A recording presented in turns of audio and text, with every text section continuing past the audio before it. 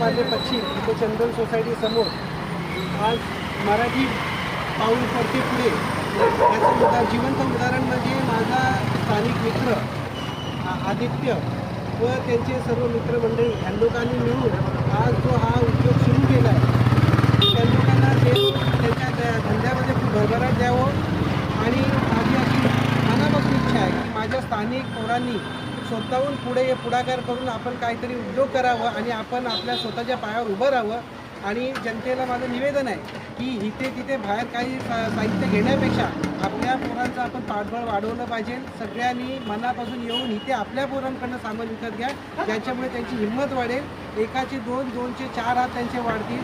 एका धंद्यावरती 4 घराचं कुटुंब चालतं. असंच करून आणखी 2 आपली कोणतरी पोरं हिंमत करतील आणि धंद्यामध्ये बाहेर येतील. त्याच्यामुळे मी आदित्य व त्याच्या टीमांना